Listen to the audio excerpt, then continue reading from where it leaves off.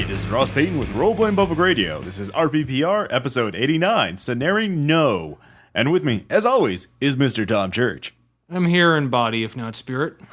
All right. Well, Always. that's a pretty enthusiastic greeting there, Tom. Well, my body rocks, though. Okay. All right. Fair enough. I will not doubt your claim there. So in this episode, we're going to be talking about two forgotten scenarios. Well forgotten. Well, okay, that's one opinion. Two two wonderfully no longer forgotten. Yeah, in the tabletop role-playing game industry, they crank out lots of modules and adventures and products, and a lot of these are just, they're printed, they're bought, and then they're eventually forgotten. So I got one from the used game section of my friendly local game store a while ago. It was called Zombietown USA, and obviously because it's me, I was interested in it.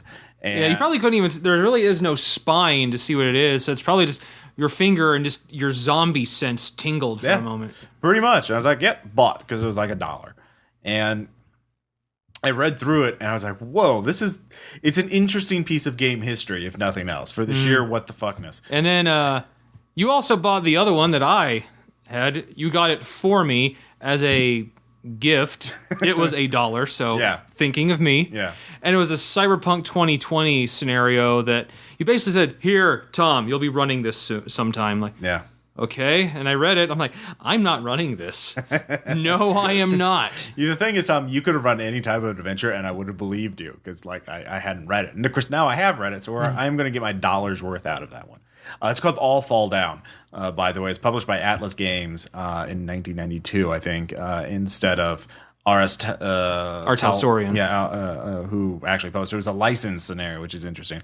Zombietown USA is a GURPS adventure. Well, and that was published 88. First edition GURPS. Yeah, third edition, I think. But second, 88, 89.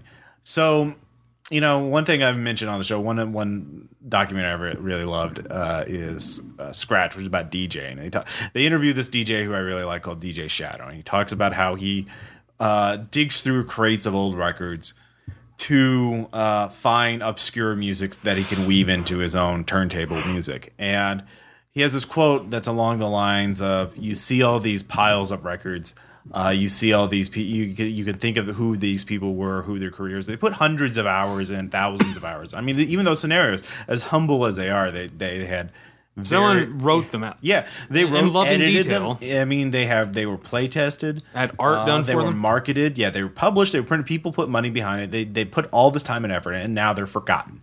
And so we thought I'd brush off the dust, bring them back, and look at them in the light of day. And there, some things don't some things are best left buried. We like good movies too, and I think this is kind of the gaming equivalent of that. So I still think those movies should have been buried, but I'm still proud that we dug them up and saw them. It's the same thing I do with the movies we watch. Yeah. I think they're horrible. Yeah. But at the same time, after I'm done, I'm glad we dug that up and saw it. I mean, they're not $100 million productions, corporate, soulless things meant to. They're made by people. Yeah, they're like the movie. Well, like I said, like the movies we do, where you think, I can't believe this got made. Yeah, especially when I know a budget of $100. Yeah, exactly. So we're gonna look at All Fall Down and Zombietown USA. We've both read both scenarios, so we can go back and forth on that. So that's what this episode is gonna be about. Not about game. Well, I mean, we'll kind of touch on game design and the history of games because it's us. Yeah, and so this is just sit back and enjoy. First off, that we do have a little bit of news. Base Raiders layout is progressing. I'm slowly cranking away at it. I'm doing the layout for the rules, which is the most complex section of the book in terms of layout, because charts, tables, and other things. Seriously, he's working hard. Ross has gone all Howard Hughes. He's just in here with a strategically placed Kleenex and jars of urine. Jars of urine, just working on this thing. 5 inches long each, Yeah. Get in the spruce goose, Tom. I said, get in. Anyway. It terrified me. Yeah. So pretty soon, though, I'm almost done with the first part of the rules, which is character creation. I based the game off of Strange Fate, which is from the Kerberos Club. And I know people have asked why. The Fate Core is coming out. Why don't you use that? Well, when I was writing the game, Fate Core was still in playtesting. They hadn't finalized it yet. And by the time it was sort of finalized, I pretty far along. Yeah, And Ross isn't going to start this thing over. Well, I mean, it would take more work. It would delay it. And the other thing, the main reason though, but if I thought the rules were, I mean, the rules I think are very good, and I think they did improve them. We'll talk more about Fate Core in a little bit. I got it, the book from the Kickstarter today. But the central reason why is this is a superhero game, and really this Strange Fate, the Kerberos Club treatment of superhero power creation is the best that I've seen in any Fate edition. Like, because they have very detailed rules with the skill trappings, and the you can create very customized, very concrete powers, which I think are good for a superhero game. That, like in Fate Core, they give you guidelines for creating superpowers, but they don't give you actual like lists of powers or ways to build specific powers. So, and I just don't feel like writing an entire new engine for creating very specific superpowers for Fate Core. That would take a lot longer. And I really like the way they do it in Kerberos Club. I like the way they do it in Strange Fate. So that's my explanation for that. But anyways, people who back the Kickstarter at a higher level, will be getting the PDF of the rules very soon. I just have one more section to write, then I'll write that. It'll be about 60 pages of rules so you can look over. And then I'll release, pretty shortly after that, I'll have the combat and the conflict rules release. I'll do these in sections so you can get a look of... so the PDFs are coming soon. And then we'll have the setting material after that. I've got all the artwork in, so that's good. And so I'm just slowly grinding through it. It's just a lot of fucking work to do. Jars of urine. Yeah, jars of urine. Then in Railway, that's why, to bring up the other thing, Railway, for those of you who really like the run through of Dead Space 3 with me and Caleb, that's why I haven't been doing anything Railway lately, because even though I have recorded material for it, I do not have time to fucking edit it. I do have some material that I will post, which is me fucking around on a Chivalry server with low gravity, which is just retarded and dumb, but that'll just be a couple minutes. And even that'll take some time. So I just feel like until I get the book layout finished, I really need to spend my time doing that. So, but I will, as a bonus for everybody, one of the games I'm going to mention in the shout out today is something I got off Kickstarter called Channel A. From Media Games. We've actually played this one. We've played this several times, and I have an hour-long actual play of that. I'll post it here. I'll post a link up on the actual play RPPR as well. But if you're want to listen to RJ and some of us playing Channel A, it's from the same people who did We Didn't Play Test This at All. It's a kind of an anime-themed apples-to-apples type game, and it's pretty fucking funny. So that's a little bit of news. Yep, I've also got a little bit. I'll actually be starting some videos for RPPR. I'd say my first one will be hopefully soon, but I went to the theater and saw something that actually realized I need to make a video on this. A letter. So basically it's going to be like video versions of Letters from Tom. Great. We'll get that up there. So yeah, we sure will, because that's what the internet needs, more content. Yes, it does. We'll feed the beast.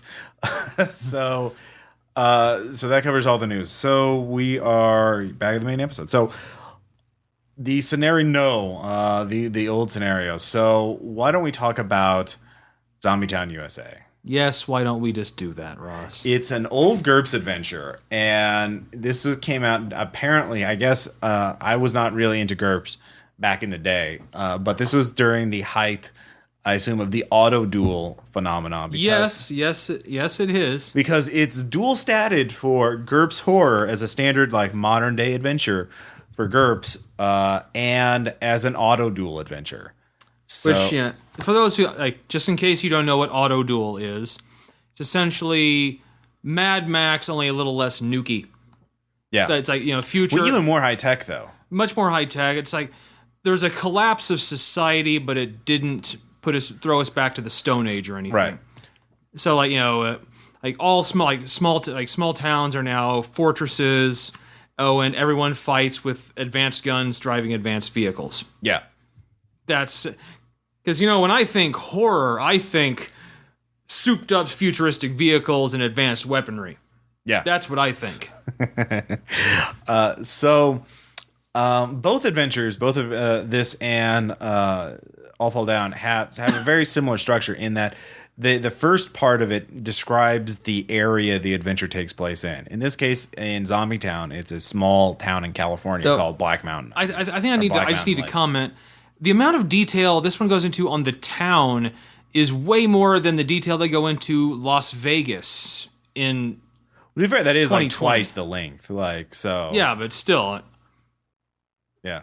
It was just interesting to me that this small town got more description than right 2020 Las Vegas. Well, I mean, I don't think obviously different publishing companies felt gamers needed it. I like the level of detail in that. Like, no, I didn't know. That's one of the things I did enjoy. Because that's useful. Because that's, I mean, if we're talking about these adventures, this is something like I would actually consider using this town for some other adventure, simply because everything's mapped out, everything's described, and you don't have to make shit up on the seat of your. It's why I really enjoy the Freedom City expansion of Mutants and Masterminds. Yeah, a whole city in exhaustive detail.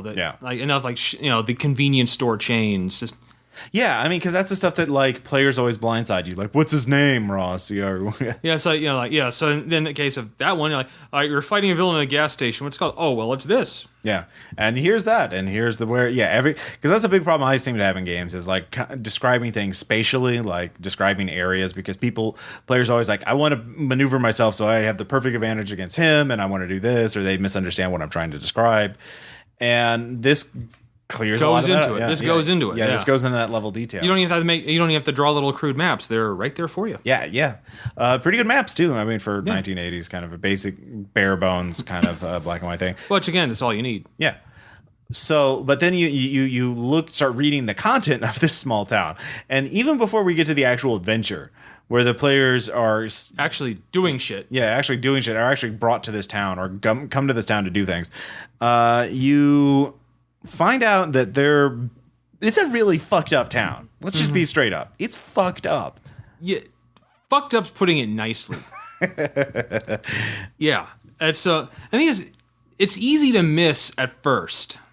Yeah, I mean, my first when I was just glancing through it, like, okay, this.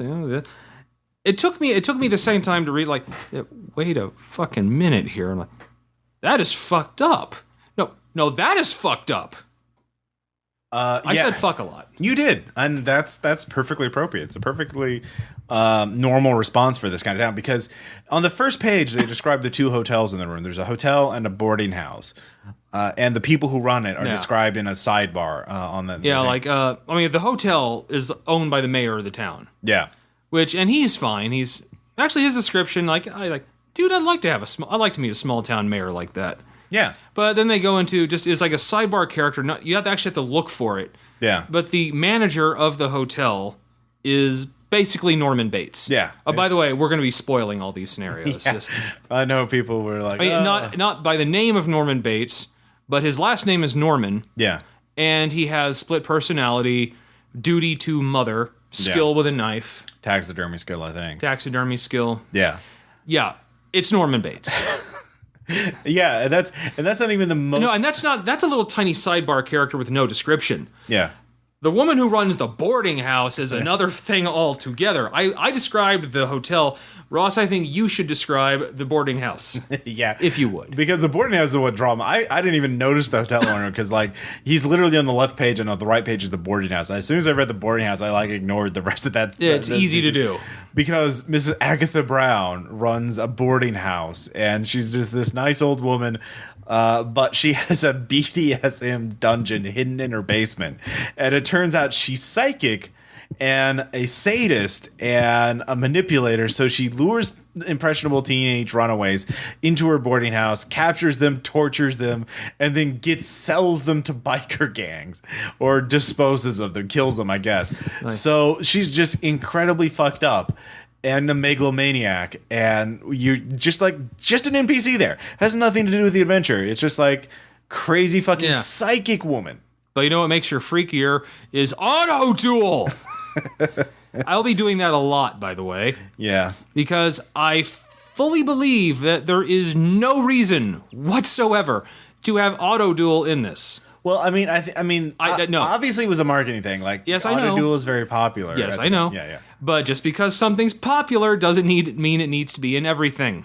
Well, I mean, they're trying to split, but like trying to say, oh, this could be used for normal or for auto. Really, you really can't do it. I don't like because they even kind of admit it in the adventure. Because when they get to the big reveal, the big twist of the adventure itself, which we won't get to yet, like they admit, yeah, that's not really a big deal in Autoduel because they have that level of technology, blah blah blah blah blah. But like, it's still fucked up. Like, ooh, yeah. So anyway, so there's a boarding house, and then they go on. They just start describing the other sections, and I will say they go into loving detail on this town. It's like 12, 14 pages for this one town. It's like the biggest part of the book of the module is the description of the town. I think it's about 50-50 actually. If you look, but the thing is, everything else is everything else. But half the book is the description of this small town, and I mean, even at first I was kind of going, oh my! When I flipped ahead, like, how long is this going? Oh my god! But then I read it because I could skip. No, I will read all of this. I will review it, and then like, oh hey, this that's good to know. Yeah, it's interesting. I mean. It's kind of interesting. I admit. Yeah, no, there is bit because like one thing talking about the auto they have provide. All right, here's this character's stats and normal things, and then they describe it for auto duel, and it's like, oh, give her a gun and weapon skills, and she has this kind of car, and she's an auto duelist, and blah blah blah. Okay, I have to go into one of my favorite things in the town that I also think is stupid. Is there's the way it's described in the opening? It's a town for sportsmen, people with something to hide, and retirees. Yeah. There's a huge retirement community in this town. Yeah. And which is cool. And then they go through, like, once again, loving detail of this retirement village. And it's like rural California. Yeah, rural California. Very, very beautiful, very pastoral. Yeah, they even mentioned like this is like when the players show up, it says like the description they wanted you to give the players is describing all of this, and it then adds in line, it's the kind of place the players would like to retire to. Yeah, there's a lot of that in both adventures. Like the players should do this. The players that's very like. Yeah, very controlling. They don't know players very assumption, well. Very assuming. Yeah, they go into detail like all like the really colorful characters that are in this retirement home. Yeah. Then in the auto duel part, the retirement village is in charge of the heavy artillery of the town militia. Like, the retirees man the tank cannon. Yeah, that's what I love. The single thing I love about the auto duel thing is that they're very fucking ingenious because they take a tank and they just dismantle it. They mount the cannon on the roof of a building, and then they have artillery spotters stationed throughout the town. So if bandits attack, they can just shell them. And that's who mans the cannon is the retirees. I like that though. I mean, like, well, I like that. But like, in a sense that makes sense because the retirees are the most expendable. Like, they're the people that you can afford to get killed. Like, but once again, it's really hard to have terror and real horror when there's a tank cannon on top of a building and the old people man it and fire it. And they're pretty good at it. Actually, one of the things I like, you mentioned, again, talking about the NPCs in this fucking town. One, the sheriff has a very sordid past. Oh my god. Well, first of all, it's a woman sheriff, which, hey, that's not, it's cool. That's awesome. She's tough.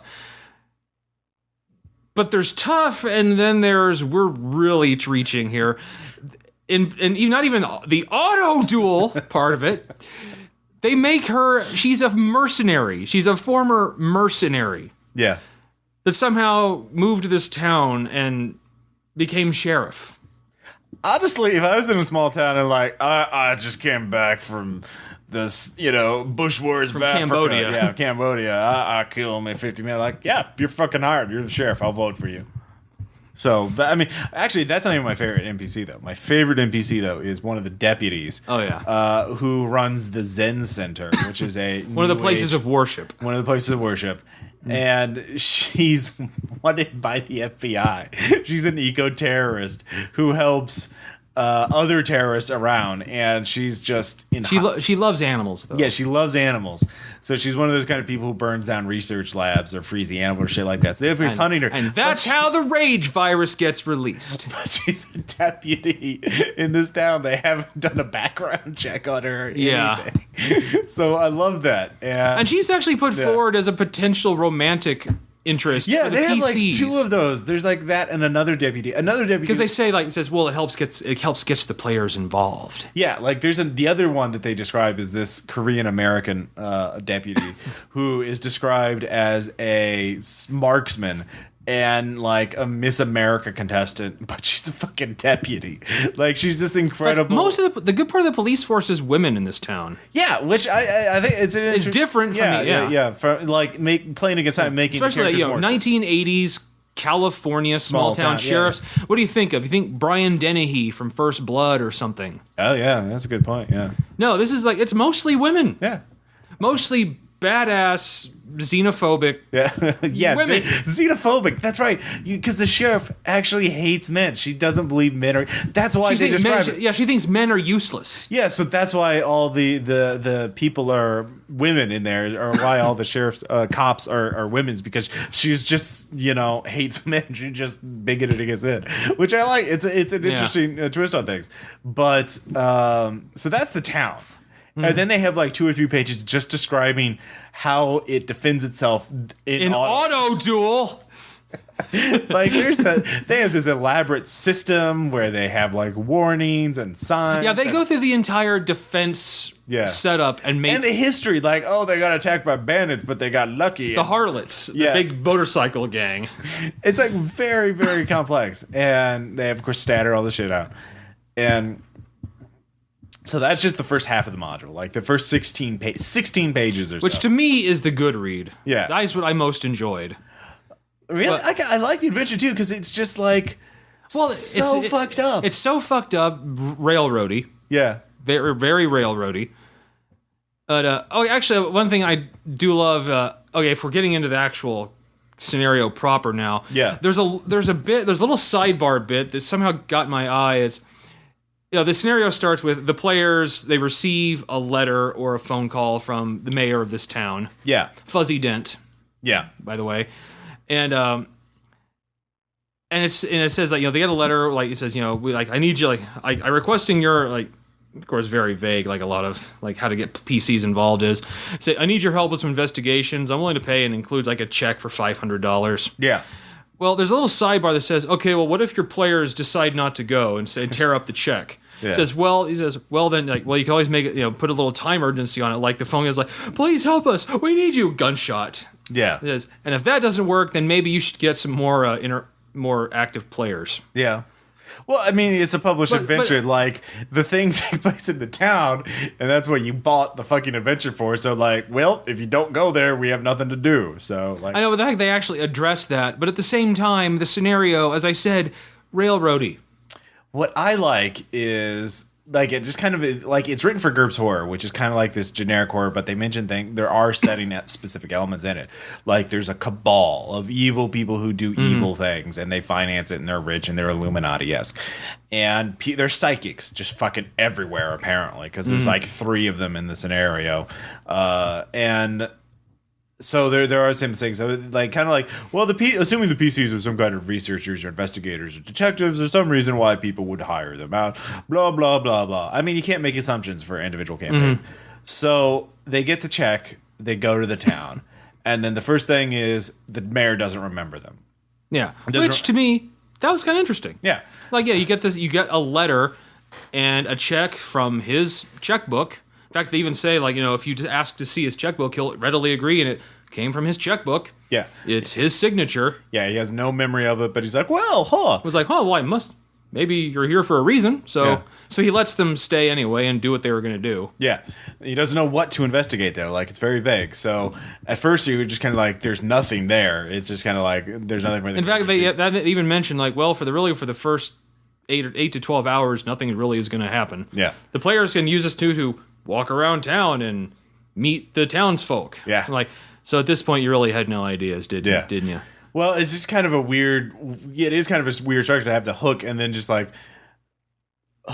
Which, but most scenarios, most players say, okay, when you finally meet the person that brought you there, that's the time for exposition, questions, so we can get this ball rolling. Yeah. Actually, what the weirdest thing for me about the scenario was the way it was written. In that, in almost every scenario I've ever read, they always have like a GM section right at the beginning. It's like, here the fuck is what's going on. Like, they didn't. They didn't at all. You have to read the whole goddamn thing to find out what's going on. Like, it's not even until the last 2 pages of the scenario. It's like, oh. And there is a thing that Ross of course, he read it first, bothered him, and then when I read it, I didn't think it would bother me as much, but sure as shit it did. We'll go into that at the end. There's just many things. And then, of course, so they fuck around, and then so that essentially they say the mayor will drive them to his hotel because he owns the hotel, and the very helpful manager who's very friendly and nice is also the guy that's basically Norman Bates. Yeah. Gets them to their rooms, and he said once again the players are once again feel free to do whatever like okay, we get it. Can we just move along? And then finally the next day, something happens. And then something's great, people literally zombies, they climb out of zombies the happen. Yeah, 3 guys who died on the lake come out of their grave, and they're stomping around. Nobody believes the crazy old guy who sees it. Even though they even say all forensic evidence point to no one dug this from above. It came from inside. It came from underneath, and it was uneven digging, so it very obviously came from hands. Yeah. There are dirty footprints that lead to a parking lot, and then very clear motorcycle tracks. Yeah. But I love it. It says, and they even say, now if the players don't happen to notice it, the sheriff will notice it right away afterwards. Yeah. So they're just going on like that. And so, hey, there's a mystery. And so the mayor's like, hey, why don't you guys find out what the dealio is? And we're like, hey, why don't we? We're players.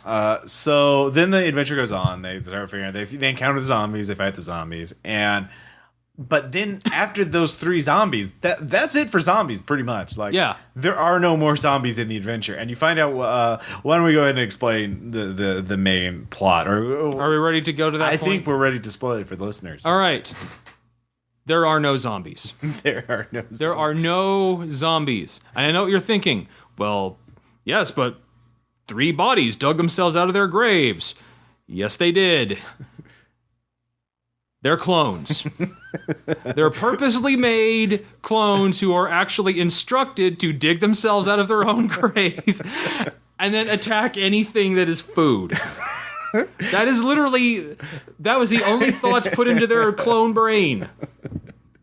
Yeah, that's it. And they bleed green blood, I think, or something like that. Yeah, they're not normal, and they're hard to kill. And then the players start investigating more and more weird things start happening. And at one point, it even says, there's a town meeting. Yeah, and it says the players are then blamed for what's going on. Yeah, it's it even says irregardless of their actions. Yeah. No matter what they do, they are blamed. Yeah. And this is the first time where it says this would be a good time to put the players in jail. Yeah. Because it's for a part of this scenario, the scenario, not the GM, the scenario really needs the players in jail. Yeah. Well, it suggests that. It says that would be easy to do because it describes how they could then advance the plot. They see a guy disappear, get pulled out of jail, comes back. He's very different, doesn't remember them. Then they can put 2 to 2 together and invasion of the body snatchers kind of thing going on, and they can start investigating more. But there are other ways. It doesn't say that they have to. It just says this is the best way. It clear. So it's kind of nudging the GM, but not forcing the GM. Not all fall down, which literally they have to be arrested to start the adventure, the real adventure. But we'll get to that in a bit.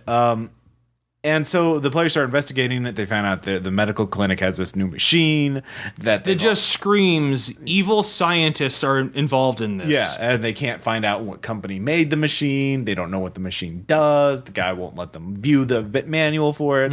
And then they say, "Oh, why don't you try out the machine? You should get your free checkup." Or there's one really good part that I love. I think should definitely be. It's said it's an optional thing, but it's a cool little scene of a child running up crying, and saying that he says, "My mommy's not my mommy." Yeah. And then the mother comes along smiling "Oh," and that's boys will be boys. Yeah. Which is what the father of the 3 zombie kids said. Yeah. But it's and it says, and if anyone who makes a psychology check will know the kid's not making this up. Yeah. And so again, there is kind of a creepy thing, in this middle part where the players are going around talking to the NPCs, trying to figure out what's going on, and it's actually adventures could be very effective because the players could be talking to this person and then they meet them a few hours later and they don't remember who they are, and shit like that. Or even worse, ask, what are you doing in town? Yeah, exactly. And so you have a lot of that in the adventure. That could be really fucking creepy. But it sort of builds and builds until I can't remember what the exact impetus are, but they basically everyone comes into town into a big mob, or what was it? Yeah, it was a gathering out front of the church, I believe. Yeah. And and I think it does happen really suddenly. Mm-hmm. So it's suddenly like all the people, it's like kind of start mechanically and stiffly walking towards the center of town. Yeah. And this I don't want to say priest, but like the scientist, the villain scientist guy, Right. Who you never even hear of. Yeah, because he's holed up in an abandoned mine outside of town. Yeah, but I mean, literally, they never mention this guy. Yeah, there's no way the players find out about him until that moment. Yeah, until that moment. And and he starts talking on top of the car. But then they say, well, if the players shoot that one, then it was just a clone of the actual guy who's actually broadcasting his psychic message through a loudspeaker. Yeah, so the players can't one-shot the villain too early.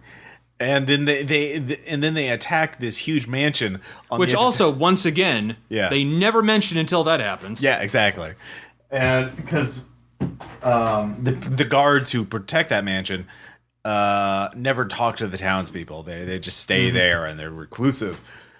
And it's like, so the townfolk don't like them because they don't socialize. Right, but then the townsfolk are attacking en masse, and the guards are like, oh shit! And so the adventure stipulates that the players go to the mansion, tell them that, oh shit, you're going to be attacked. Try to warn the guy that's there. Yeah, there's this corporate executive who's hiding there. And somehow the players are supposed to figure that out, that his life is in Which danger. they really don't do a good job in this scenario. Yeah, exactly. And so when they figure that out, they're supposed to warn him. He's not going to believe them if they for some reason get a hold of him early, find out early and tell him before. So he has no chance of escaping. And so there's this big fight where they're fighting off the mob. They get to the lake. That's a good part where the vehicles show up if it's Autoduel. Yeah, exactly. At this point, there's no way for the players to leave either. Yeah, they can't leave town. They mentioned that apparently the road into town is so small, narrow, and unpassable that they can't even do a driving stunt around it. And if they do... Yeah, because they put logs in front of it or whatever. And if they do, then there's a second roadblock just ahead. With, guys with guns and cars, and of course, more heavily armed cars and Autoduel. Yeah. What I love, though, is the players like, fuck it, we'll just walk through the woods. There's they cloned a Boy Scout troop and gave them weapons, and they'll attack them if they try to leave. Gleefully attack. And so at this point, the players are on the run. They're hiding. Yeah, I mean, they're trapped in town by, I really think, kind of asinine ways. Yeah. And then the players like, oh, they need to get allies and try and figure out where to go. And the only way to go is the abandoned mine and blah, blah, blah. And so the finale of the scenario is if they round up any NPCs who haven't been cloned and try and help, they have to storm the abandoned mine complex and try to kill whoever's inside. So it's basically it turns into a dungeon crawl. And there are clones, zombies, and mercenaries. The mercenaries I love the most because they give them so much care. They're not just like mercenaries 1, 2, 3, and 4. They're the four horsemen, and they have full names and histories. And they're fucked up. Like one of them's a dwarf, the other one's an albino or something. I mean, because so they get points because that's what happened in old GURPS. Yeah, you got I'm a one-armed quadriplegic albino. But I'm also a billionaire. Yeah, but they have their personal histories, and they'll fight, and they're just like, and they will fight to the death. No, they'll fight if they can't get paid. They're mercenaries. It does mention that they're not fanatical, but they're pretty badass. And the way combats go, they really wouldn't have much. Yeah. So somehow the players get through all of these hordes of clones and mercenaries and not zombies. Then they meet the main bad guy, who's the scientist, who's a psychic. And why don't you describe his motivation for this scenario? I like to see. It's revenge. It's revenge because the guy that was in the mansion said he was insane. Because he was trying to clone people. It's like, that's great, you're fired. Yeah. And he says, well, I'll show you crazy, ha ha ha. And he gets funding from the Cabal, this evil Illuminati group. Like, I'm going to clone people. Yeah. And then it's like so I can get revenge on this one guy who insulted me.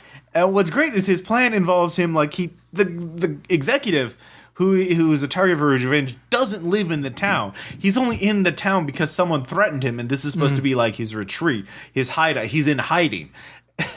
And so that's the only reason he's there. So this guy had this plan. He's like, all right, I know he's going to go in hiding there if I threaten him. So I'll take over the entire town with clones, and then I'll lure him there, and then I'll attack him. Like, not trying to clone people to fucking a factory or a corporation he works at. No. Not just break into his house at night and take him out with my badass mercenaries. No, we'll do this. We'll fuck up an entire town. Because this will be so much easier. Yeah. And essentially, you have to go down this mine. I mean, it's not a bad dungeon crawl as far as dungeon crawls go. There are a few genuinely creepy moments, like when you're crawling through. If you crawl through, the vents to get in there, you'll happen across where they dump all the bodies of the people they've killed. Yeah, which that's cool. Yeah, but really hard. It's really hard, especially they're really vague on the equipment you have. Yeah. Well, there's no way.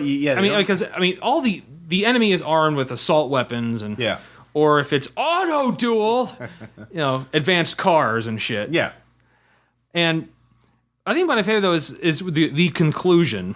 Yeah. Because apparently, besides 2 people that they've cloned, they've killed everyone else they've cloned. Yeah, they've most of the town is dead.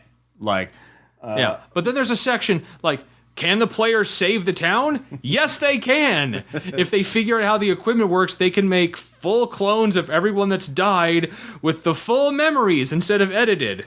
Yeah. So essentially, you can play God and re-clone everyone who's been killed, and they'll have no memory of ever being killed. Everyone gets a mulligan. Everyone gets a mulligan. That's the best part. That's covered. That entire thing is covered in the last page or 2 of the entire scenario. That's oh, here's what happens, what ends. It's just a couple paragraphs at most. Not even dealing with the implications of having fucking eclipse phase technology. Yeah, having ego bridges and shit. I mean, it's oh yeah, you're all back. But my mommy isn't my mommy. I started. It's just as good. It's just as good. You're fine. You're fine. You're all fine. That's what I love about it. It's an incredibly that's kind of a happy ending. We're not really going to think about the benefits. When you think about it, it's not really. That kid's mommy is actually dead, and you're replacing her with a clone that isn't all brainwashed and crazy, but is still a clone. And everyone else is a clone. So, and then they have suggestions for other adventures in the town. Or they have and the rewards, if they save the corporate guy, the corporation rewards them. Yeah, and it's all covered up, and the FBI comes in. This is one of those things. How do you cover this up? Yeah. Hundreds of people have been murdered and replaced with technology centuries more advanced than anything the world's ever seen. Yeah, 500 people dead. I think they said it was half the town, so 500 people are dead. Yeah.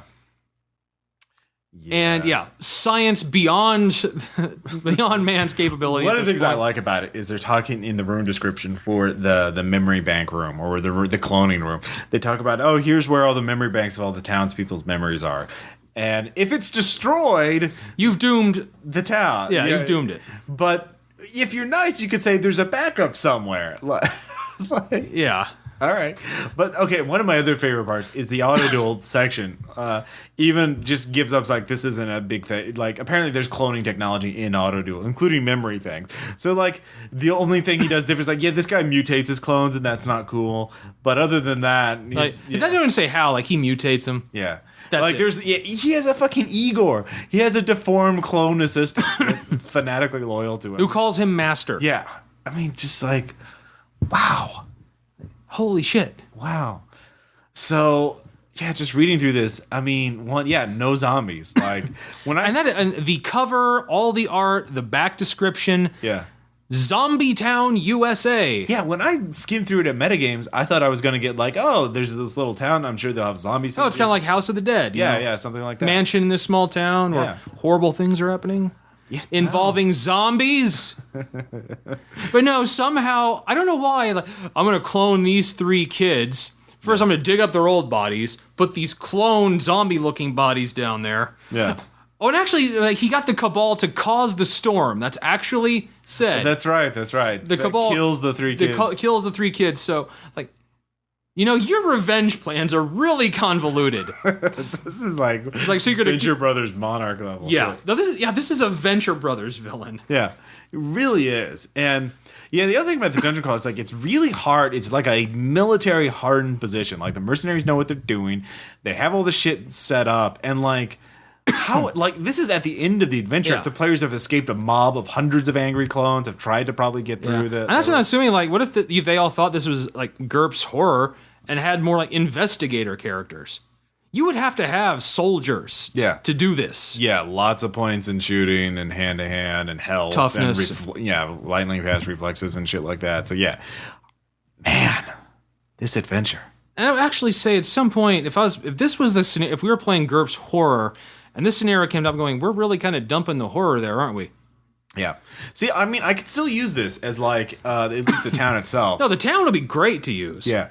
It's definitely like products like that like are very useful. Anything that cuts down on like the hell that could be Silent Hill. Yeah, it kind of already is with the crazy people and the mercenary and the crazy sadist psychic boarding. But yeah, this could be any small town to use for any actual horror scenario. Yeah, it is kind of useful. So, and it's interesting like they have this level of detail that kind of grunt work in there, but the game design is still very kind of jokey, very kind of like. There's not much paid attention to verisimilitude, like the idea of like this has to make sense and be consistent. But they're like, he makes a storm. He's got billions of dollars. He's got mercenaries like that. And they just say he has a cloning machine. Yeah, like you don't really see that. I think in modern horror, they try and like have it make more sense or make it be more consistent. Like, I mean, for I've only been reading like new Call of Cthulhu and Trail of Cthulhu adventures, and those are very much like they have to make sense and be believable and not have random bullshit in there. This scenario has a lot of random. Yeah.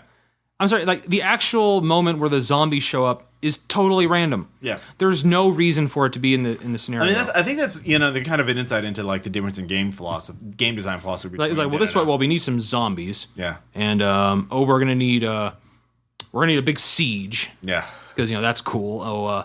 Mines. Yeah. And a like, band but mercenaries too. Crazy mercenaries with weird personalities and quirks. It seems like what they decided to focus on to flesh out is very interesting. Like they don't really want to, not so much the plot they flesh out, but boy, the mercenaries they fleshed out. Yeah, like I mean, I don't like by that's the end of the adventure. By the point the players encounter them, they're just gonna be like, "Fuck it, we kill it." They're not gonna want to know who they are. It's like, oh, here's this dwarf with a gun and blah blah blah. Fuck, I don't care. Or we're gonna hijack a dump truck and just smash our way through the town to actually call. And of course, all communication with the outside's cut. But it actually happens before all the shit hits the fan too. Yeah. So and they're not even talking about cell phones because this was like 1988. Yeah. So like landlines. Yeah. Were cut. Yeah. Yeah.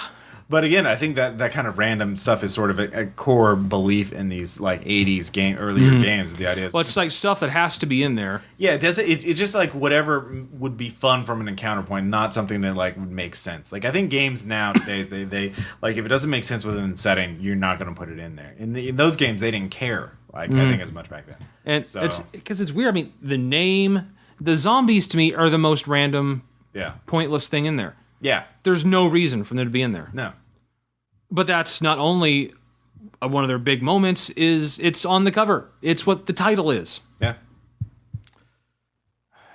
Interesting. Very. So our next adventure. So this weirdness goes right along to 2020. Yeah. Cyberpunk. Yeah. All Fall Down, which again is from Atlas Games. They licensed it. And the description on the back really literally goes something like this. It's, you guys are all in town with a nomad friend of yours in Vegas. For a night of partying and drugs. And then corporate civil war. That's it. Yeah. And what I like, I mean, the first thing, it starts out the same way as Zombietown in that it describes Vegas. Or I think it's Boomertown. And they describe it in each zone and what kind of things go on. And throughout the history from the crash to a pretty good detail. Yeah, I think so. But they kind of like, so they go through there. They just go, oh, here's the only combat zone in the Vegas, and here's this place, and here's this place, and here are the things. And it's not that this is a shorter product than Much shorter. Yeah, much shorter. So it's very kind of much more to the point. And then they get to the actual adventure, and the adventure starts out with a drug deal. The players are at a bar called The Last Stand, and they're trying to. Yeah, just so you know, the Zombietown USA is 64 pages. This is 28 pages. Okay, yeah, it's 30. It's like a third of the size. Yeah. And so anyway, the players are at a bar to make a drug deal with these nomads, and but then Which kind of just assumes the players are the type that would go do a drug deal. yeah, and then this gang comes in, the James gang, and they're literally Wild West cowboy cosplayers, but with guns and with cyber. advanced weapons. Yeah, with advanced weapons, and they just start a fight, and so that's literally the first scene is just shoot these dudes, and then the cops show up in overwhelming numbers and arrest. Yeah, it's like ridiculous. It's like you suddenly got not a 6, but a 5-star wanted rating instantly. Yeah, and they were right there.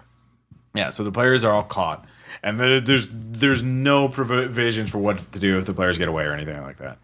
And then the players are arrested, and there's a whole scene like, oh, describe it as like a fascist madhouse. You know, everyone's saluting and blah blah blah. Like, welcome to Vegas. Yeah, If he has a not SS. Yeah, and so that's all just basically a cutscene. The players can't really do anything. and yeah, really, the first 20 minutes or so of the scenario is a cutscene. It would be like an hour if you count the gunfight, but like that whole jail scene is definitely a cutscene. So like you have a pointless fight and then a cutscene, and then the corporation bails you out and puts you on a job and say you can't back out now because we bailed you out. Ha ha ha. So like literally you could have cut that everything and just say you get a job from a corporation. Yeah. But like, no, we'll have that because they want to establish the nomad who wants to be your friend, who is just really friendly to you, like for some reason. Even though they actually mentioned that he's suicidal. Pretty suicidal and pretty messed up. Doesn't give a fuck. And the James gang, which are just needless antagonists, secondary antagonists. They're just there to fuck with you. And then the deal is you have to, there's another drug. One, like, this is called blue ice, and you were originally trying to sell blue glass. And then you're now selling a new drug called blue ice, and which I love that. And another spoiler: blue ice. It's a drug that kills you. It turns you into a berserk zombie at first, doesn't it? And then you die. Yeah. It is 100% lethal. I'm sorry. I know there are junkies. There are some mega junkies in Cyberpunk 2020, but I don't see how a drug that is guaranteed to end your life would ever catch on. Well, there's a delay. Like, they describe the mechanics of it, and but it's 100% lethal. Right, but it doesn't happen right away. So, like, it takes a couple weeks for that to be lethal or whatever. I think. I don't know. I don't remember. Still, but it is lethal. They make that clear. Yeah, I mean, it is lethal. So, but I think it just starts off as just assuming the players will want to be doing a drug deal. Yeah. Never mind. What if you actually have a group that? No, we're actually, because remember, cops are one of the starting classes. Like, what if you're a group of cops who don't do drug deals? Yeah. Well, you're doing a drug deal. Yeah. Like, well, the cops arrest you. Well, the cops arrest you while you're doing your drug deal. Like, well, and your punishment is to do another drug deal.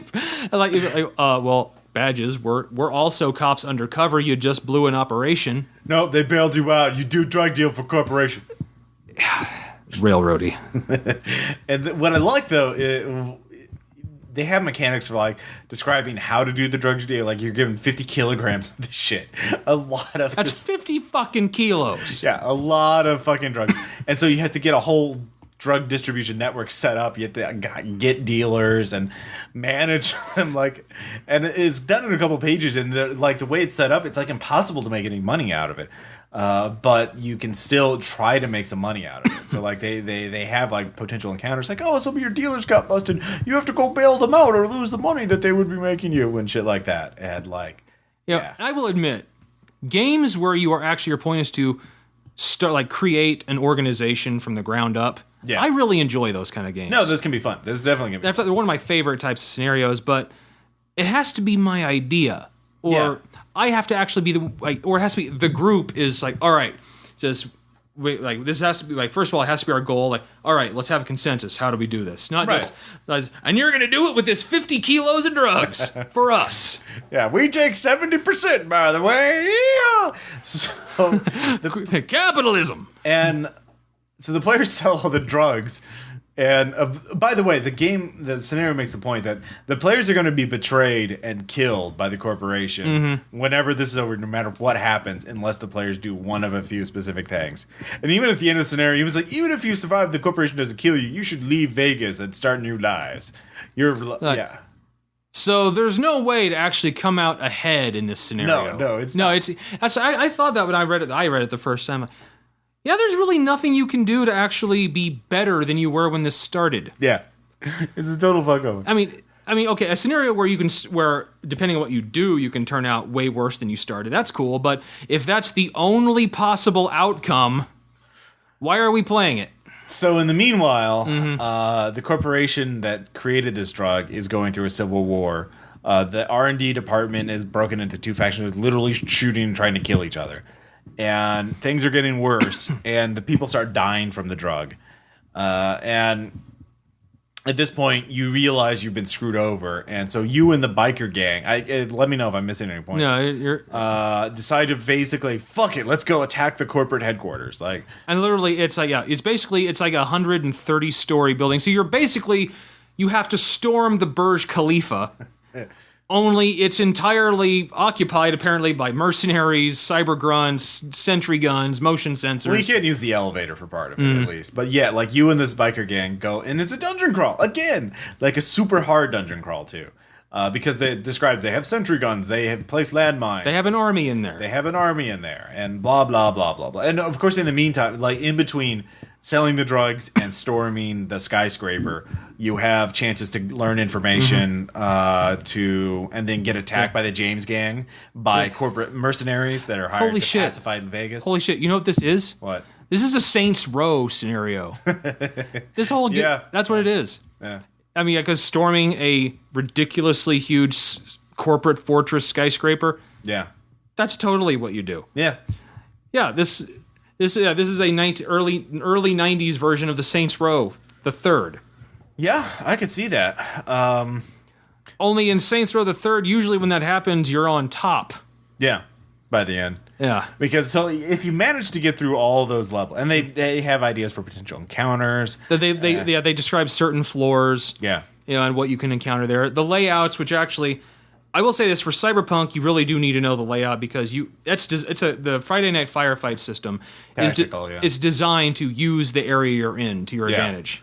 But like, yeah, I remember one thing they mentioned is like anybody who's at a stationary position has a door gunner vest, the heaviest armor in the game, and they all have this, and blah blah blah blah blah. It's a very one-sided, brutal fight. So you slog through all that. You know, if you're a GM, if I was running it, I'd be like, you have to get through 3 floors. Each floor will take you to a new elevator, which will let you sky lobby. Yeah, sky lobby. So that'll get you up 40 stories or whatever. So it's like 1, 2, 3, then you get to the top. So because otherwise, if you go even like every other 130. floor, you're gonna be that's a fight that's gonna basically be the storming the Illithid city. Yeah. So, anyways, you get through all that. And then you get to this guy, the penthouse, and there's the douchebag who's behind it. The corporate douchebag. Yeah. It's like I have an inordinate amount of money. Yeah, he puts down this ridiculously heavy armored glass so you can't shoot him. And then he sends in these heavily modified cyber grunts that just do hand-to-hand attacks, but they're super heavily armored and armed. And they're super reflexes. Yeah, they're super, super dangerous. Dave and Bob are their names. They're on the cover. Yeah, they're on the cover. And holy shit, they're wearing motorcycle helmets. It's a little Hotline Miami there, isn't it? Yeah, that's true. The impression. So even if you manage to kill those, the best case scenario is, of course, they try and talk you down. It's like, oh, we'll just pay you off. But if, like the scenario says, if you get paid off, you will be killed later. Blah blah blah blah blah. So if you're like that, then the more guys come in, more SWAT guys, corporate SWAT guys. Because there's always more. There's more mercenaries come in. They arrest you, and then the only way you can survive is if you leak everything to the media. Because if you can do some hacking checks, net running checks, you can find out that this is a bioweapon that they decided to test on Vegas just to see how effective it was. That's literally the backstory. May I throw in a quick brief aside of one of my problems with Cyberpunk? Sure. Is net running. Yeah. Essentially, that's a huge part of the game that only one class can do. Yeah. And so if you actually have to do it, essentially one player is going to be off doing his own thing. Yeah. While everyone else does something else. Right. I kind of like that's one thing. I love the idea of net running, but I think everyone needs to be able to do it. Yeah. Because otherwise, I mean, the idea of like your party, the whole party jacking into a to a data fortress and having to like fight it that way, I think that could be cool. But if only one class can do it, yeah, you're really kind of cutting off. You're going to split off the group, and you're going to have one person off doing his own stuff for quite a while. Yeah. So I say no. Let anyone be able to do that. That's a brief aside, but I think that needs to be said, especially with this scenario too. Yeah, no, I mean that's definitely. I know that's been solved in like Shadowrun later on because sure. I mean, Cyberpunk started it. I get that.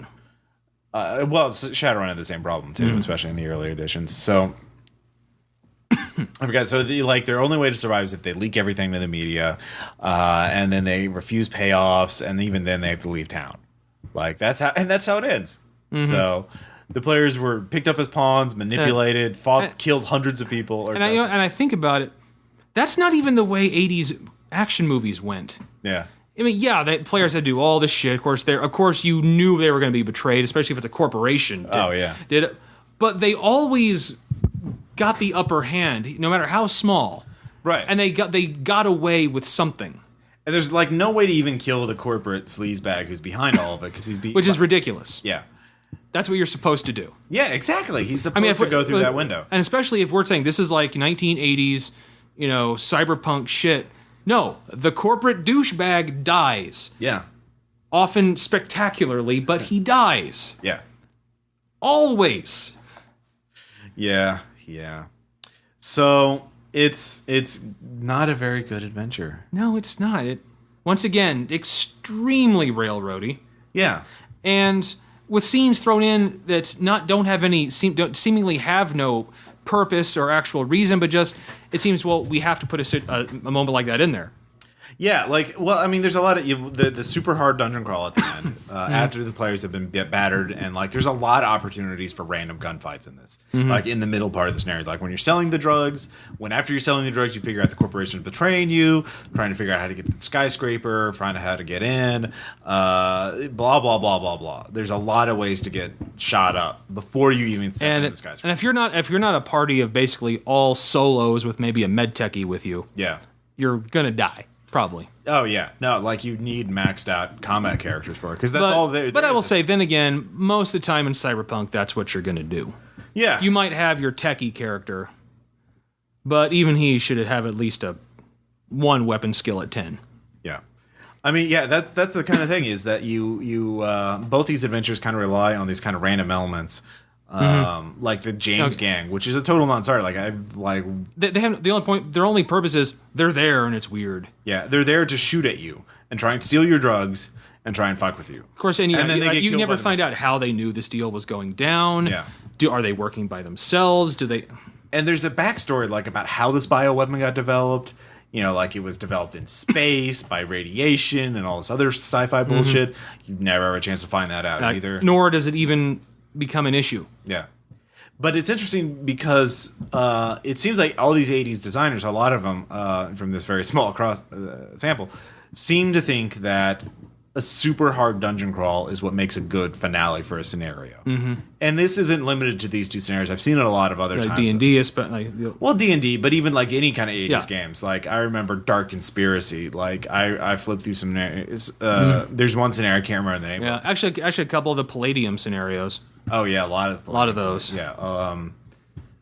The truckers ones, like the scenarios they always end up like, oh, you have to take out the bad guy in his lair. But the Dark Conspiracy one was like, oh, here's this mystery investigation that culminates in going into a gate to another world, which is an alien temple and pyramid and blah, blah, blah. Dungeon crawl at the end. So, like, mystery investigation, dungeon crawl.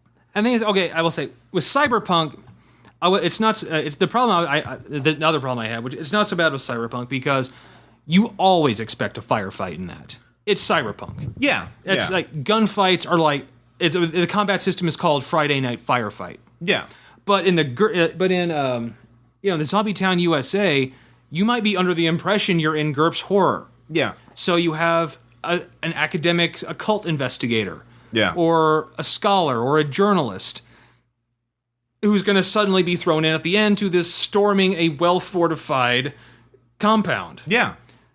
And you have no choice. So, I mean, your investigator guy, boy, I sure hope he got his journalism degree on the GI Bill or something. Yeah. Because otherwise you're fucked. You really are. Or if you play a Professor Armitage type character, you're doubly fucked. I mean, it's just interesting they don't think of a way to have a finale other than a extended dungeon crawl fight, tactical combat. I mean, in new investigations, you don't have that, or newer in scenarios like invasive procedures, which I ran last year as a published scenario. I mean, the whole place kind of takes place in a dungeon, the hospital, but that is so perfect for an enclosed space you can't leave. Yeah, because you're in the hospital, right? And it's not there's a confrontation at the end, but it's not like you have to slog through 3 levels of monsters to get to the end. Well, in a book of the unrelenting horror and that kind of shit, it's often better not to fight them. Right.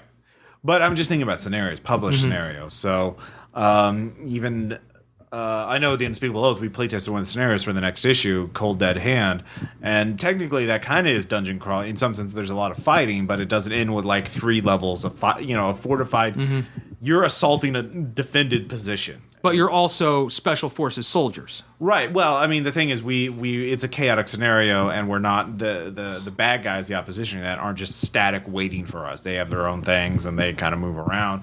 Blah blah blah blah blah. So, well, there's nothing actually a scenario where you actually have to storm you have to capture a defended position. That's good fun shit. Yeah, it can be if that's what you expect to do, right? Or if you're actually able to do it. Once again, I say Cyberpunk, not a problem, because this crazy military storming war shit, that's Tuesday. Yeah. But once again, it's in that GURPS scenario particularly. If you have the wrong type of characters, you're dead. Yeah. You're just dead. Yeah, because, I mean, and the thing, it shifts. Like, it starts out as investigation. There's a lot of stuff, like, especially in Zombietown, where you can talk to people, you can try and investigate, you, like, find out what that machine is, find out what the mansion is, find out the history behind the mine, blah, blah, blah. And then it shifts gears to just kill, kill, kill, kill. And with no alternative. Yeah. Other than you can either fight or run. Yeah.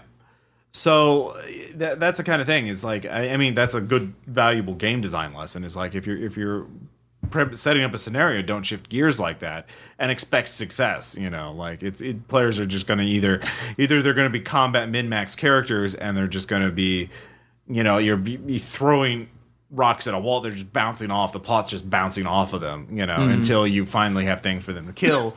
Or they're just going to be like really get into it, or they'll crumble, or they're investigators and now siege. Yeah. So, I mean, there's even in All Fall Down, there's usable material. Like Vegas would be good as and actually the layouts of the skyscrapers and shit. I might actually use that in a game. Yeah, that's computer generated. It's kind of and even for actual, like, I have a big firefight in there. There's nothing wrong with a great big cool firefight. Yeah, like they have a lot of NPCs, just random NPCs, the cops. When I thought about it, if that scenario actually had, at this point, the players could leave Vegas and just be done with it, but the corporations win, or like you can actually do what 80s action movies do is we can't let them get away with this. Yeah, and it's the player's decision to let's take them out. Yeah. Then if there was a choice. I think it's a lack of choice in this, and it's once again I think it's something, well, not entirely something I do, but something you said that I'm really big into my scenarios to having patrons, like a powerful patron, higher, but I usually don't do it. I don't do it against your will, right? This one, it's the patron who wants you to work for him, but you have no choice, right? I like to think in mind you can often tell well, piss off. I don't want to do this. Yeah. But it's the powerful patron that you have no choice to follow. Yeah, I mean there is a difference in that. Yeah, there's this coercion. There's assuming that players are hyper-violent monsters which is true, but they're hyper-violent monsters that also have free will. Yeah. So, I mean, I will say that there's nothing wrong with a scenario where they are forced to do something against their will. Yeah. Like where a game starts where you suddenly wake up and are told you have like a bomb in your skull. Yeah. That if you don't do this, it will detonate. Right. So then you can do it, but you can also like, well, I also like, well, if I can kind of sneak away, I know a guy in this town who's pretty good with surgery and shit. So you have a chance to maybe like tell them to go fuck themselves and do your own thing. I mean, to a certain point, like published scenarios can't do that because they can't assume like they have to write to accommodate any type of group, including ones where people would have access to that kind of thing and groups that would not have access to that. But it needs. I think it just needs to be players can do this or that. Yeah. I just think any scenario it should be a choice. Yeah, I think the thing is, like, I'll fall down. The weakness is that the hook, the actual hook to the adventure, relies on them being arrested and forced to do this. Actually, if you had other options, like they could be willingly, they could be bribed, they could like. Well, shit. Actually, if you say the scenario, you start in prison. Yeah. You know, it's like you can gloss over why they're there, but if they're all just a group, they're in prison. Yeah. And are suddenly all brought out together to an interrogation room in the prison where there's a corporate guy that says, like, how would you like to be out of here? Something like that. Yeah. That would work. I really can't. Yeah, I think that whole cut scene in the beginning just needs to be gone. The fight. I mean, yeah, because players could get killed. I mean, this is fucking Cyberpunk. Like, it's designed to be lethal. Yeah. So that would, and also kind of pisses them off. Like if there's like, all right, you're at a bar, you're going to do a drug deal, you got to make a lot of money. The cops show up, you get arrested, you get all your equipment taken away, and you don't get any money. What? And you never get it back. Yeah. Well, I assume they get it back after they do the deal for the corporation. Who's going to betray them? Yeah, who's going to betray them? So it's kind of like twisting their arm, like, or it's bait and switch. Like, oh, here's this. Nope, you're going to do this. So negative reinforcement. Yes. So I don't know. So both scenarios, I think, have some interesting material to mine out to use. Yeah. No, they do. I don't think I've actually encountered a scenario that had nothing I could use in something. I'll find something. I'm sure you will. Like it was like My Little Pony. I don't. I'm sure if there is a role playing game for that. Holy shit, My Little Pony storming a corporate skyscraper. That I'm sure there's probably to cure that CEO behind the glass of his greed. Yeah, there's probably My Little Pony Die Hard fan fiction. I don't know. Well, that went somewhere dark. Yeah. Anyway, so yeah, I mean that's kind of lesson is don't rely on randoms. I say like if you see like one of those $1 old scenarios, pick it up. Yeah, you might. I think you'll find something you can use in your games. Because they have really weird ideas and they bounce off interest. Like for me, the horror in Zombietown is the fucking cloning mind machine. Yeah, like just make an adventure based on that. And like people suddenly forgetting they ever met you. Yeah, holy shit, that's fucked up. Yeah, that's way more fucked up. Than 3 bodies climbing out of a grave or Autoduel. Yeah. I vow that I would only say that word in that tone. Okay. That'll probably be your word for the next Kickstarter. That is a ringtone. Like, you got a call. It's a good thing it's not an auto-duel. Yeah, exactly. I'd do it. Totally fucking do it. I'm sure you would. So, next up we have a letter from you. Yep. So I think that's all we have to say about this. I mean, that's all we got to say about that. We talked quite a bit about it already. About because we spent $2 on gaming material and we got this much out of it. Well, yeah, and there's lots of other treasures out there. There's lots of other things you can mine and use for your own games. I'm just going to do a pre-shout-out. Thank you, Metagames, for your awesome use section. Yeah. No seriously, they got some great shit there. They do. So if you find yourself in Springfield, Missouri, yeah, Sunshine and Highway 65, yes, go. It's a friendly local game store for us. They did not pay us to say that. No, they didn't. And then, so Tom, your letter, shout-outs, and then we have anecdotes from Days After Ragnarok. Which will be lovely. Yes, talking about Caleb's El Matador. El Matador. See you soon.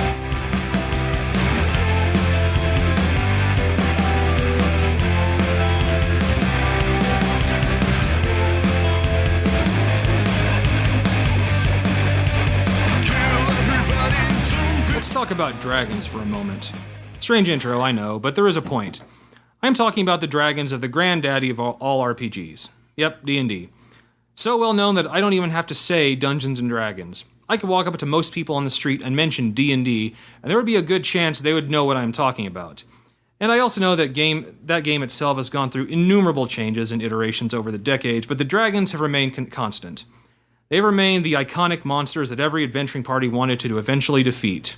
They have the unique double whammy of being both tough creatures to defeat, but also with huge piles of treasure that almost comes with the package.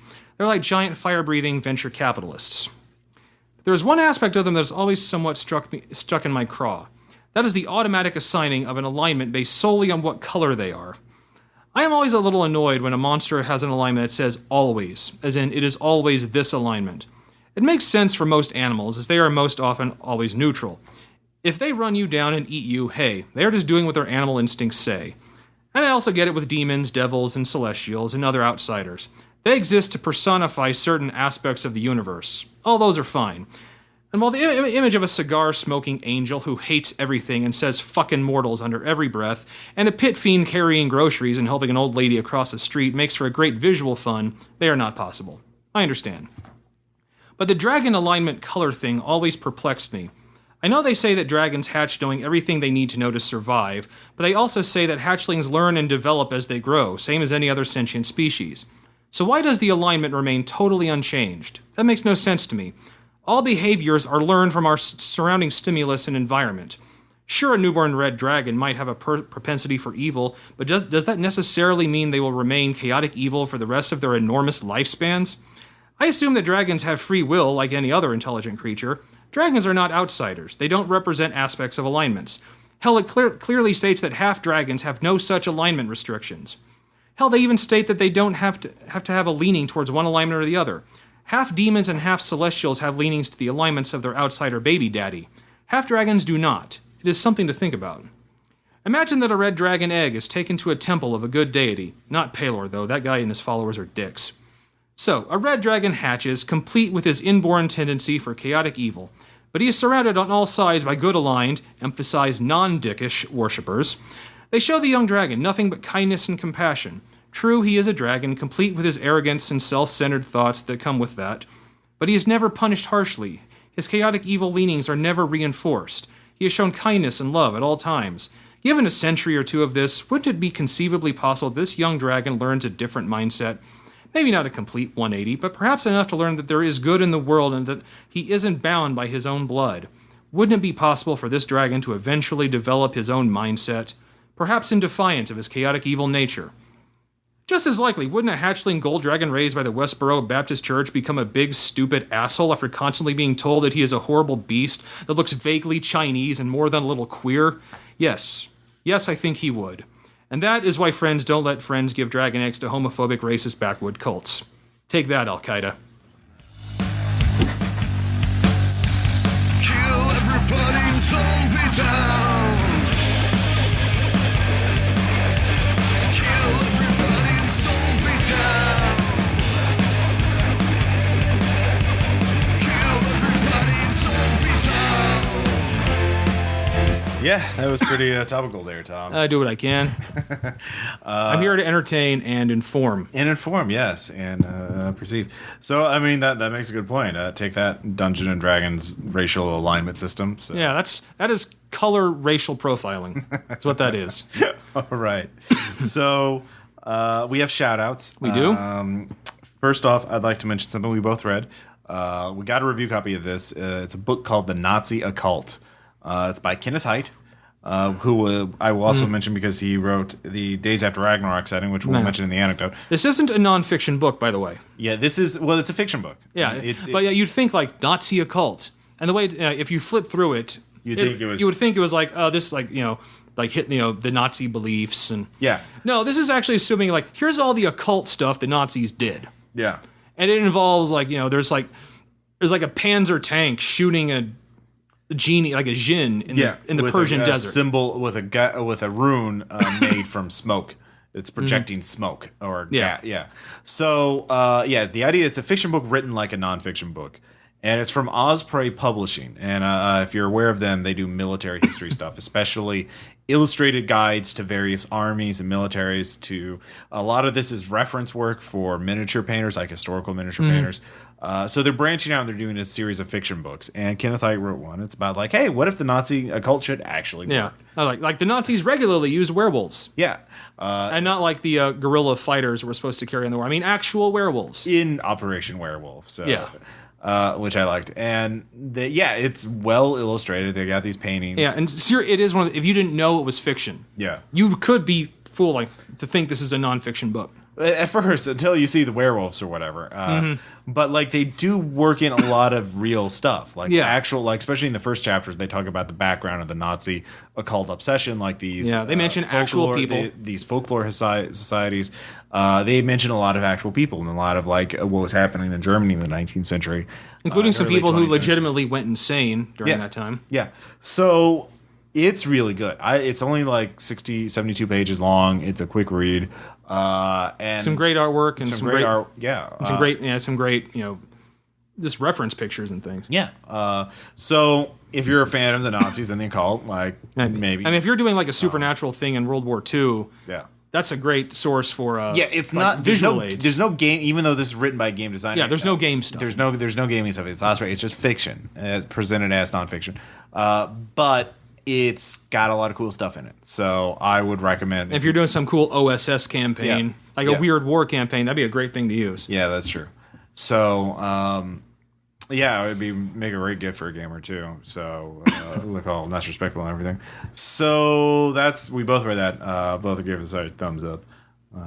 Next up, I got a couple games through Kickstarter. Right. I've been backing a lot of Kickstarters. I kind of do that. It's just a thing I do. I'm backing Cthulhu Wars right now. I'm just doing it at the base level because I want I want that game. Yeah, where I'm not doing any of the add-ons because that shit gets expensive. Holy shit. But anyways, a couple of games that I backed on Kickstarter months or even last year, I've started getting in the mail recently. So I've gotten 3 games recently that I've tried out one of them. We'll try out the others. First off is Channel A. I have played this one. So have I, and we'll have an hour-long AP as a bonus here. It's just a link in the show notes, so you can just download that separately. Listen to the hijinks. Yeah, listen to the hijinks.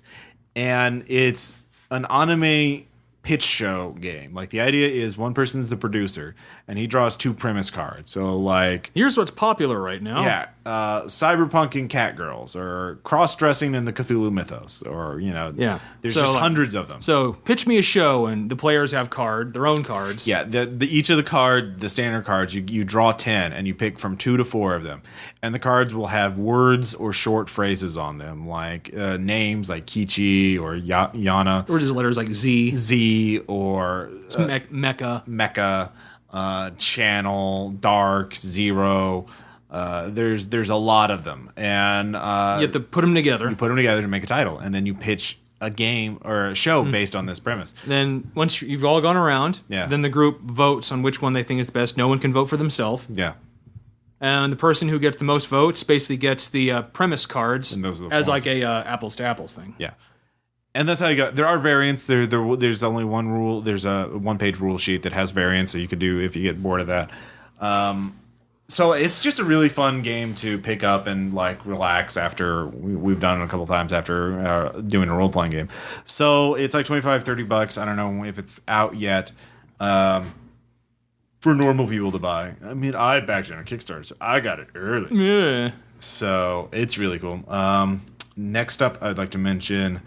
I did get Fate Core. I literally just got the book today. Like I mentioned in the update, we're not going to be using Fate Core for the Base Raiders role-playing game, but I will have conversion guides. Fate is Fate. It's just really the superpowers. And it's a really nice book. Like you flip through it, glossy pages, hardcover, well made, well put It's a good together. book. Yeah, it's cool. A little heavy on the gorillas. Little heavy on the gorillas. Really, I wouldn't think. Out of all the This people- is coming from me. Yeah, there's a lot of fucking gorillas in that book.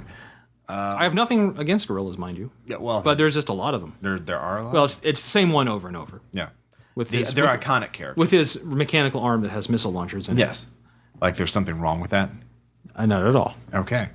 Finally, there's another game I just got. I haven't had a chance to play it out. It's called Boss Monster. It's a card game. We haven't played it yet. Yeah, we haven't played it yet, but we will. And it's where you're playing a boss monster in a video game. You're like, Hell Cow or the Dragon or whatever. It's kind of like 8-bit, 16-bit type pixelated yeah. graphics on it. Yeah, and the idea is you build a dungeon from 2 to 5 rooms, and every round heroes appear, and heroes go to the player's dungeon, the boss monster's dungeon, from whoever has the most treasure of the type they want. And then you damage the heroes with your rooms, and if you do enough damage to it, you kill the hero and you get his souls. And if you rack up 10 points worth of souls, you win the game. But if he gets to you, he does damage to you, wounds. So you have to get 10 souls versus 5 wounds. And so these cards modify what happened. There are spell cards you can use to play as interrupts, basically. There are some rooms will modify other rooms. You can upgrade rooms with advanced rooms. You can hurt your opponent's dungeons with certain cards. You can force heroes to go to his dungeon. There's a lot of things you can do to fuck around with. Right. But that's the idea. So kill heroes and get their souls. Yeah. Family entertainment. Family entertainment. Very good. So those are the 3 games I've gotten recently on Kickstarter, and they all are pretty baller. Tom, I had a movie. Yeah. As you know, I'm a huge fan of 80s horror and sci-fi and action movies. Yeah. Nothing's been done like them before or since. And I have a very soft spot for them. I mentioned one earlier in another show, Curse 2, which is about radioactive snakes in the desert. Yeah. The first one actually is The Curse. Yeah. And it's basically a re-envisioning, pretty close actually, of The Color from Outer Space. And it is like a meteor falls onto a farm in the middle of the country, as they do, and it dissolves and leaks into the surrounding soil. And at first, all the crops are it looks like a huge harvest, but it's all bad, and then everything starts getting weak and sick and crazy. Yeah, as they do. But now that I actually had to go back, and when I watched this, I found it for $3 in a bin. Yeah. So, but I'm like, oh, that looks interesting. And I watched it. I had to go back and read The Color from Outer Space. And wow, they actually, it's obviously the 80s and not the 20s, but that's actually pretty close to the book. I'll have to watch it. I don't think I've ever watched it. I'm aware of it. I have the H.P. Lovecraft. I can bring it. There's the Lurker in the Lobby. I have the book. Obviously, it's still an 80s low budget horror movie. Yeah. But they keep, thematically, they keep very close to the story. Yeah. Except spoiler, one of the kids survive. Ooh. Yeah. So, that's good. I have a weak spot for Lovecraftian movies. So cool. Was that on DVD or was that VHS? DVD. DVD. Neat. Yeah, I like them, but I can't watch them on VHS anymore. Oh, you've given up on that technology? I have. Is it because they're too scary for you, Tom? We did watch VH2. Every 80s horror movie I owned on VHS, I now own on DVD. Ah. I made sure I replaced all of them. Because they're so scary. Because, in VHS 2, old technologies are scary. The third one was fucking awesome. And by the way, VHS 2, if you ever watch that, and this isn't a shout out, but I guess it is, but most of them are pretty dumb, except the third one. The third Holy fuck. That one was good. That one was pretty creepy. That was straight up creepy. I like the second one. Second one was my obviously was the second GoPro. one. The second one was my second favorite. The zombie with a GoPro camera on his helmet after he goes by a crowd and he turns into zombie. So it's just watching Zombie Cam. I liked it. I like Zombie Cam as well. I like Zombie Cam. If this was the first and the fourth Zombies one, of the World, you could actually have a channel like Zombie Channel TV. It's putting out zombies with cameras on them. That would be pretty baller, dude. Yeah, I know what's next story I'm going to do. I look forward to it. All right, so I guess that's kind of a shout out. So, yeah, there you go. If you're a hardcore horror fan, seriously, number 3. Yeah, and finally, so we have an anecdote. We ran Savage Worlds for the first time. After Like after Ragnarok. Yeah, days after Ragnarok. It's a setting for Savage Worlds from Atomic Overmind Press, I believe. Yeah. We might have done this We as got a review copy of it, just to be fair, of the setting, not the book. The setting is pretty damn unique. Yes, it's actually Kenneth Hite wrote it, as I mentioned, and we've just been on Kenneth Hite. Well, he's doing some good work recently. Like Night's Black Agent is him, Nazi Gold, and Days After Ragnarok. Days After Ragnarok is the idea is like, what if Ragnarok kind of like the Midgard serpent happened in 1945, and the Americans managed to kill it with a nuke, but the serpent fell. The 300-mile wide, not long, wide serpent crashed back to the Earth. Yeah, crushes most of continental Europe. And a good part of northern Africa. A good part of northern Africa. You can literally see it on the map. It's hundreds of miles up, so nobody's even been to the top of it yet because it's so fucking big. And the idea is it's civilization is mostly collapsed. So it's like Conan the Barbarian plus 1940s pulp. So you can be playing like a guy who's like, I'm a barbarian, fuck civilization. Give me my Tommy gun and my cutlass. And a Rhodes Scholar. Yeah. Serves alongside. And a Rhodes Scholar. So I ran a scenario set in South America where the players basically went Nazi punching because why not? Yeah. And the thing is, Caleb he made a character who was the opposite of his character in Night's Black Agent. Very much so. We've been playing that, and that's a lot of espionage planning. So he made a Machiavellian planner. For this one, he made El Matador. Yeah, what was El Matador like? Kind of a luchador. Yeah. Who basically felt he was God's gift to everything, and especially women. Yeah. He was the best. Yeah. And he thoroughly believed it. Yeah.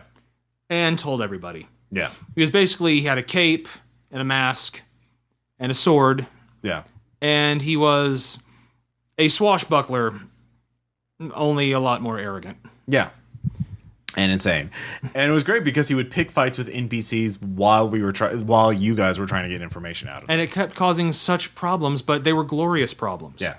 I mean, the thing is, I think what was unique about it, it never got to the point where it was pissing us off. Yeah. That's I think a very distinct thing is, when a PC starts fucking with an NPC you're trying to work with, and all it does is cause delays or players can get really mad. But this one, it delayed us, but in a really amusing, humorous way. And we never got pissed off. I noticed that. Yeah. That's true. And I'll actually say another thing. Everyone was on their A game on this game. Aaron was on his A game. His character did shit. Yeah. I'm not saying it happens all the time, but sometimes Aaron's been in the background, maybe a little afraid, a little nervous to jump in. He jumped right into shit in this one. He had a great character, did a lot of great stuff, was useful to the group. Yeah. And took a lot of and he took initiative that wasn't going off on his own. Yeah. He actually formed a plan and said, "Okay, who wants to come with me to help me with this?" Yeah. And people went with him, and he did shit, and it was great. Yeah. Caleb was the one who was playing the troublemaker. Yeah, he was. Like, Caleb, I remember after the game, was like, it took a long time for us to get to the main plot. And I was like, whose fault was that, Yeah, whose Caleb? fault was that? Who was that? It's like, Some guy. Yeah. So, it's a fun setting. Days After Ragnarok. Savage Worlds, we'll definitely play it again. Yeah, I think we're going to use the same characters for a longer scenario. We'll run some more scenarios set in Days After Savage Worlds. Everyone had an interesting character. Yeah. It's going to take some getting used to it. It's a good system. It's a good system. I really think attributes are underused. Like, it seems like the only use for attributes for the most part is figuring out how many points you spend on skills. Mm-hmm. Like, you don't make attribute tests that often. You know what I mean? Yeah. Well, you roll your attribute dice with your skill dice. No. No? No. You were doing that? Yeah. No, you should not have been doing that. You roll your wild die with your skill die. And then you choose the higher of the two. You don't roll your attribute plus your skill. That is kind of pointless. Doing what I was doing would make more sense. Well, no, because then it would be too easy to succeed all the time. If you're rolling two dice, like... I still think it would be. Well, it would be easier for the player, yes. But given that you only need to roll a 4 all the time, then you could just get a D12 in an attribute and then get a D4 in the skill and be like, oh, look, I got a 4 again. So, yeah. No, that's how it works, Tom. Yeah, I agree. I think it should be my way, but that's me. Well, that would be unbalanced. My way, Ross. It's called you can try game balance. You can try and throw logic at me all you want. Immune. All right, you heard it. You heard it here first. I am immune to logic All when right. it suits my purposes. When it's very good, very good. At least you're honest about it. So I think that kind of but- winds it up. So But El Matador. El Matador. So this has been RPPR episode 89. Scenari-NO. I'm Tom Church. And this is Ross Payton, and we'll talk to you guys next time.